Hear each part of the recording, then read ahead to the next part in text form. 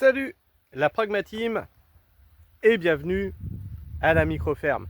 Alors ici on peut faire pousser tout un tas de choses, mais ce qu'on ne peut pas faire pousser, c'est cette chaîne sans votre aide. Alors tu peux l'arroser avec un like, un commentaire, un abonnement, ça l'aidera à pousser dans de très bonnes conditions. Et là je suis face à une zone dont on avait parlé la dernière fois. Vous vous rappelez, c'est la zone où je vous disais ici il n'y a rien qui pousse, ça me fait chier, on a mis des échalotes, ça pousse pas, des petits pois ça pousse pas, des haricots ça pousse pas, alors que les petits pois, les haricots, tout ça, ça demande très peu, c'est très peu exigeant en fait au niveau du sol, c'est même une plante plutôt amélioratrice. Mais on a ici un problème avec juste cette zone, hein, c'est ça qui est rigolo parce que tu passes de l'autre côté, il n'y a aucun problème. Hein. Donc on a un problème avec ce sol et ici on a en hiver c'est très inondé, c'est très hydromorphe. On a un sol qu'on n'arrive pas à avoir très profondément non plus, etc. Donc le but c'était de partir sur de la vigne. Donc partir sur de la vigne, donc tu vois qu'elles ont été plantées. Donc ici tu as de l'Italia ici là. Et là-bas tu as, là-bas c'est du chasselas et là tu vois qu'il reste des trous vides. Voilà, parce qu'on avait acheté ces vignes-là en début de saison, donc maintenant elles sont plantées.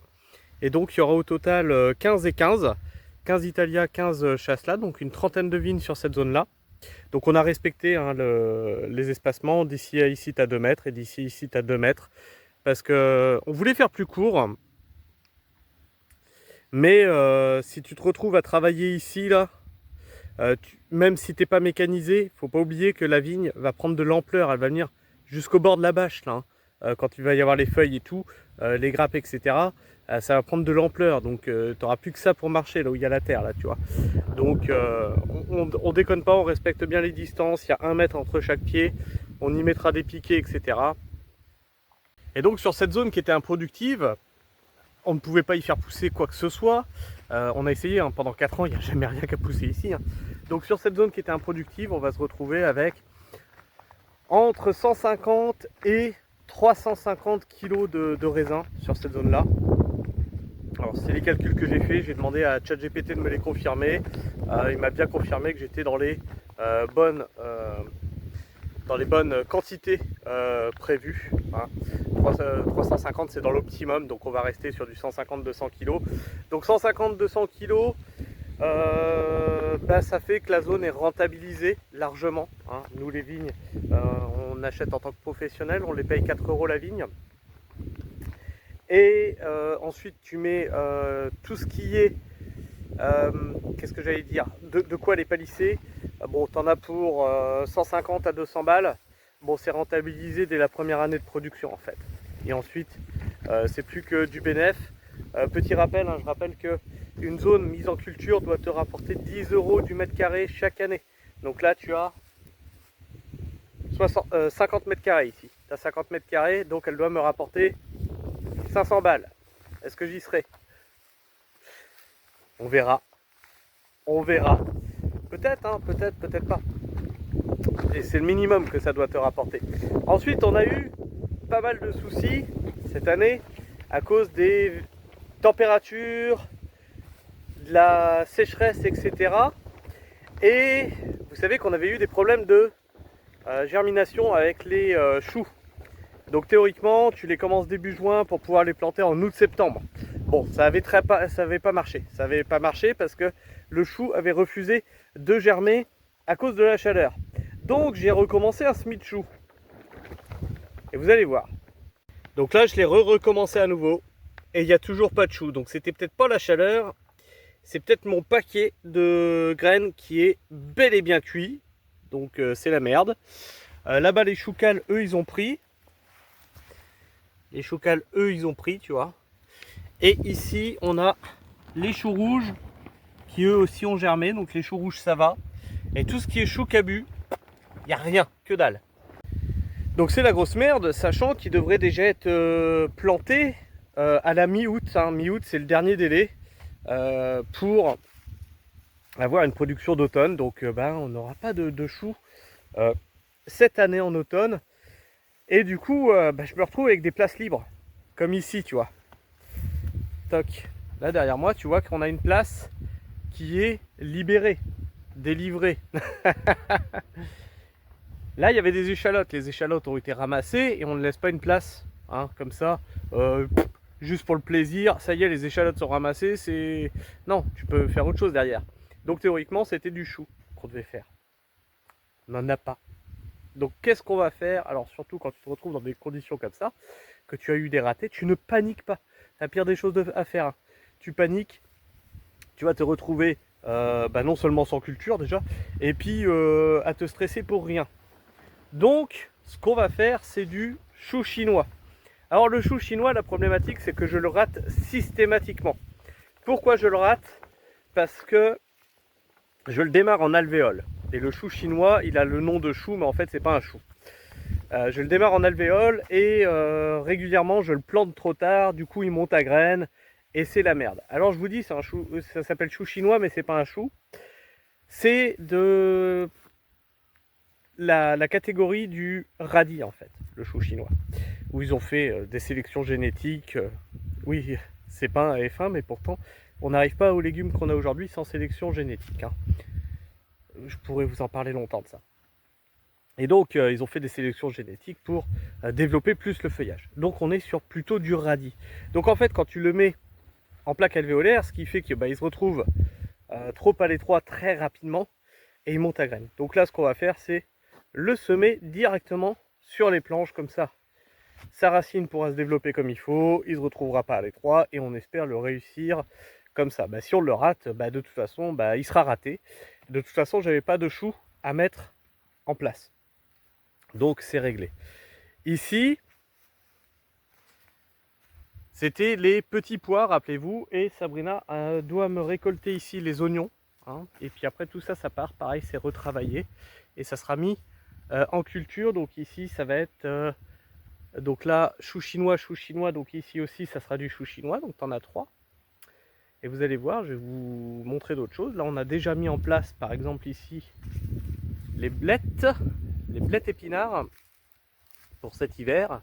Donc là, pourquoi on a mis ça là? Parce que les radis 18 jours, c'est fini, hein, on n'en fait plus. De toute façon, il fait trop chaud, ça merdasse, etc. Donc, on arrête de faire les radis 18 jours, en général vers juillet, tu vois. On est en juillet. On a arrêté d'en faire. Là, on a des choux qui ont subi les fortes chaleurs. On verra bien ce que ça donne. Mais j'y crois moyen, mais on verra bien, on les garde quand même. Et là, on a donc blettes épinards et betteraves. Donc ça, c'était une zone qui était laissée à l'abandon le temps qu'on cultive ailleurs. Donc ça, c'était laissé à l'abandon. Donc on l'a mis en culture. On est en pleine récolte en ce moment d'haricots, tu vois. Il y en a partout. Alors Sabrina a voulu des haricots grimpants cette année. Je lui ai dit que c'était une très mauvaise idée, ça se confirme. Moi, je préfère les haricots nains parce qu'ils sont plus précoces. Et très certainement que l'année prochaine, on fera les haricots grimpants. On en fera quand même. Mais dans les serres, en fait. Dans les serres, comme ça, on gagne en précocité. Et ce n'est plus un problème, en réalité, d'avoir des haricots grimpants. Parce que récolter début août tes premiers haricots, ça me casse un peu les noix, tu vois. Ici, là, cette zone... Alors, attends, ce que je vais faire, c'est que je vais te montrer de l'autre côté. Donc là, on a les blettes là qu'on continue un peu à ramasser vite fait, mais ils vont dégager là, à la mi-août. Donc ça dégage. Tac. À côté, là, il y avait les oignons que Sabrina elle a ramassés. Donc tu vois, on avait laissé s'enherber, ça je vous l'avais expliqué. Puis Sabrina elle récolte les oignons, hein. Ça a été une belle récolte d'ailleurs cette année. Donc tu as ici, et alors je sais pas si tu vois là-bas, on va y aller. Juste après. En fait, je sais pas si tu vois là, tu as les carottes qui sont là. Toc. Tu as les piquets qui sont là, et entre les deux tu as une zone. Bon, voilà. Ça c'est navet ici et navet là. Donc c'est ce qui va venir pour préparer l'automne-hiver en fait, hein. Faut préparer l'automne-hiver. Et donc je vous disais, ouais, Sabrina elle a fait une très belle récolte d'oignons malgré l'enherbement. Alors souvent beaucoup me disent ouais, tu laisses s'enherber. Oui, il y a des cultures qu'on laisse s'enherber, Les Alliacées ne craignent pas trop l'enherbement, ne craignent pas trop la concurrence racinaire. Alors ça dépend quelle plante, hein, bien sûr. Mais on laisse s'enherber si on n'a pas le temps, en fait. Il faudrait qu'on soit plus au taquet là-dessus. Mais le fait est que quand tu es dans le rush, des fois tu n'as pas le temps. Et donc s'il y a une culture qu'on peut laisser s'enherber, c'est les Alliacées. Poireaux, ail, oignons, etc. Ça nuit pas trop au développement. Donc cette année, Sabrina elle a récolté quand même le double de caisses d'oignons par rapport à l'année dernière. Et elle a toujours pas fini de tout récolter parce qu'il y en a encore dans la serre qui est là, il y en a encore dans la serre qui est là, il y en a encore dans la serre qui est là-bas, et il y a encore 6 modules là-haut. Donc on peut penser que bah oui, cette année elle va récolter. Donc là on a dit le double, on peut espérer 4 à 5 fois plus que l'année dernière d'oignons. Donc là on est plutôt pas mal. On avait fait de l'ail cette année, on n'était pas sûr de continuer, ça se confirme, on continuera pas l'ail parce que bah, c'est une culture qui est chère en investissement de départ et se rentabilise très mal. Donc là ça va être on va changer ça. On va changer ça. En tout cas, la patate primeur, c'est sûr que c'est quelque chose qu'on va continuer à faire. C'est quelque chose qui est très rentable et donc qu'on va continuer. Vous savez que nous, on les débute en janvier. Alors, ça surprend beaucoup de monde. On les débute en janvier, sous tunnel nantais, machin et tout, avec tout ce qu'il faut pour protéger. Et vous avez vu que même avec de l'enherbement, on récolte très bien la patate primeur. Alors, la patate primeur, quand tu la fais très tôt comme ça dans l'année, elle ne nécessite pas forcément de butage. Ah, c'est pas une patate de conservation. En tout cas, l'autre truc qui nous turlupine, c'est le manque justement de patates primeurs. Alors, il n'est pas impossible que l'année prochaine, on se réserve 300 mètres carrés de patates de conservation, à faire des patates de conservation. Pourquoi? Parce que bah, ça manque sur l'étal et c'est le truc de base. Problème, c'est que bah, ça rapporte très peu. Ça rapporte très peu. Alors 300 mètres carrés, c'est 60, 120, 240, c'est 5 modules. C'est 5 modules sur 50 qu'on a. Donc c'est 10% de l'exploitation pour faire quelque chose qui n'est pas forcément rentable. Pas forcément rentable, mais qui a un produit d'appel sur les marchés. Alors je vais le faire l'année prochaine, je ne sais pas si c'est une bonne idée, on verra à la fin. Elles sont super bonnes.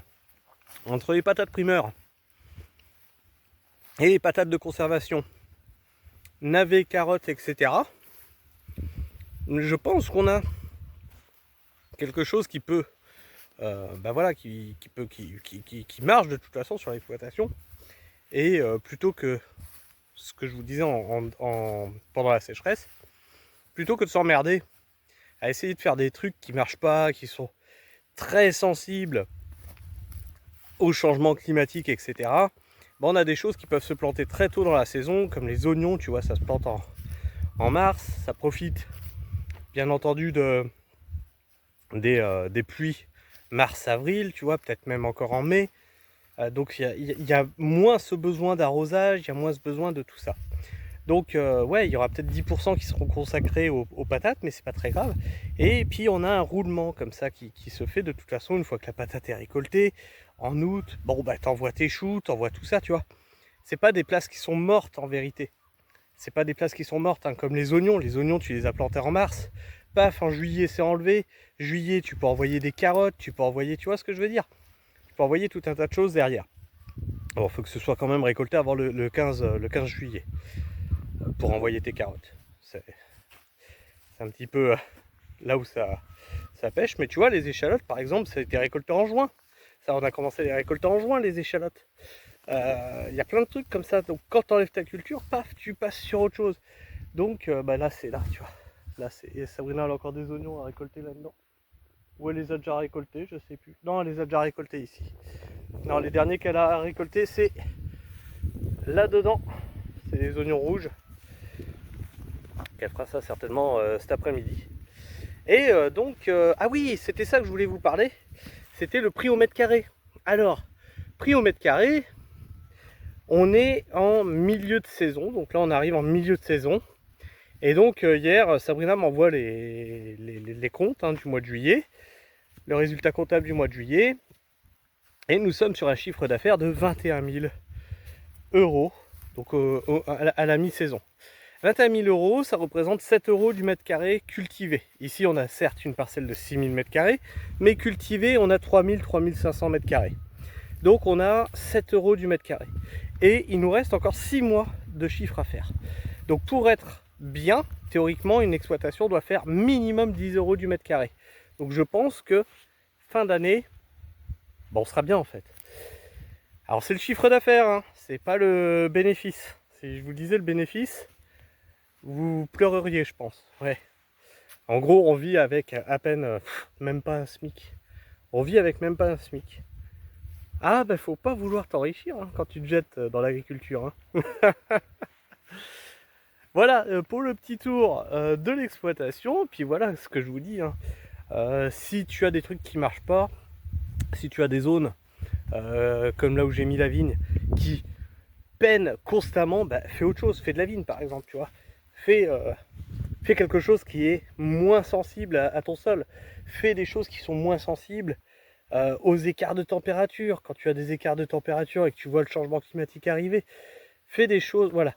Panique pas, réfléchis, fais, adapte-toi en fait. Adapte-toi. Ah, je sais que c'est chiant. Des fois, on a des phases de mou, je vais pas vous mentir. On est là, on fait putain, mais chaque fois qu'on bosse, on jette, machin et tout, c'est chiant et tout. Enfin, on jette à cause du temps. Et là, on a une autre problématique aussi en maraîchage, c'est la surproduction. Alors ça, c'est ce que nous, on ne fait pas. Nous, on connaît nos marchés. On produit en rapport de nos marchés, de notre clientèle. Je vois beaucoup de maraîchers qui produisent, arrivent sur les marchés, ils ont plein de légumes, des tonnes et des tonnes et des tonnes et des tonnes. Et les 2/3, ça finit à la poubelle parce que invendu. Je comprends pas l'intérêt, ou alors ils sont obligés de casser les prix après derrière, de faire les caisses de 10 kg de tomates à 15 balles, ou les poireaux à 1 euro le kilo, tu vois. Parce qu'ils ont surproduit. Mais vous bradez votre travail.